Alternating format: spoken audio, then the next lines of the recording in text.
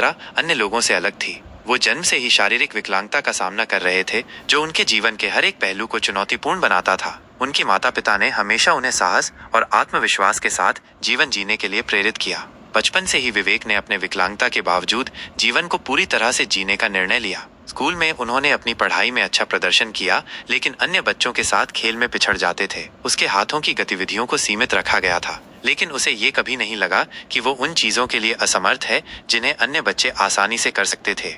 विवेक ने अपने माता पिता के सहयोग से स्पेशल स्कूल में दाखिला लिया, जहां उन्हें शिक्षा के साथ साथ अपनी शारीरिक क्षमताओं को विकसित करने के लिए भी सहयोग मिला। उसे खेलों में बहुत रुचि थी और उसने अपने साथियों को दिखाने का प्रयास किया कि विकलांगता किसी को सीमित नहीं करती। विवेक की प्रेरणा का एक बड़ा स्रोत उसकी दादी थी। वे कहती थीं, तुम्हारा शरीर भले ही तुम्हें सीमित कर दे, लेकिन तुम्हारा मन कभी सीमित नहीं होना चाहिए।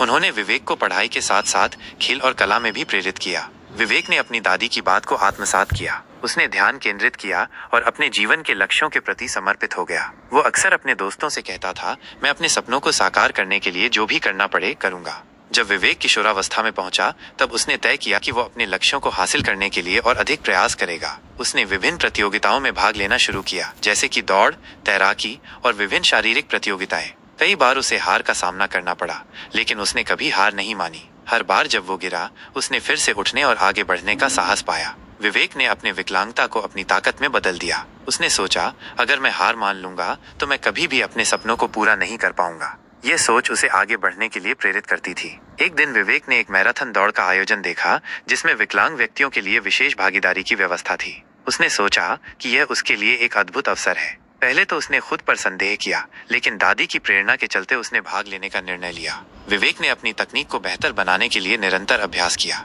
उसने स्थानीय पार्क में लगातार दौड़ना शुरू किया। हर सुबह जब अन्य लोग सो रहे होते थे, विवेक अपनी दौड़ के लिए बाहर होता था।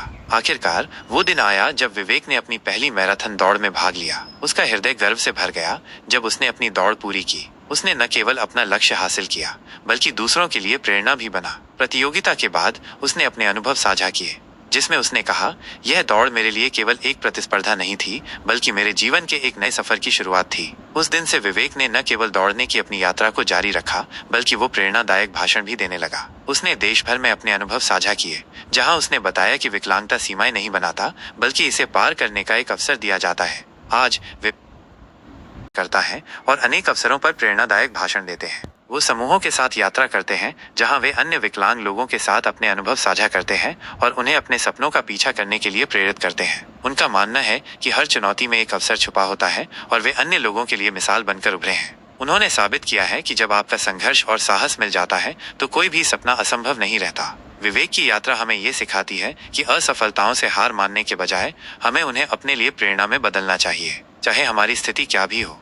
यदि हम प्रयास करते हैं और लक्ष्य को ध्यान में रखते हैं, तो हम निश्चित रूप से अपने सपनों को पूरा कर सकते हैं। उनकी कहानी ये दर्शाती है कि वास्तविक साहस वही है जब हम कठिनाइयों के बावजूद उठकर आगे बढ़ते हैं। हमें विवेक से ये सीखना चाहिए कि हार मानना कभी विकल्प नहीं होना चाहिए। अपनी कमजोरी को ताकत में बदलें, अपने लक्ष्यों से कभी पीछे न हटें और अपने सपनों की ओर कदम बढ़ाते रहें। जीवन में मिलने वाली हर चुनौती को एक नए अवसर के रूप में देखें। विवेक की कहानी प्रेरित करती है और हमें बताती है कि हम सभी में साहस और क्षमता है, बस हमें उसे पहचानने की आवश्यकता है।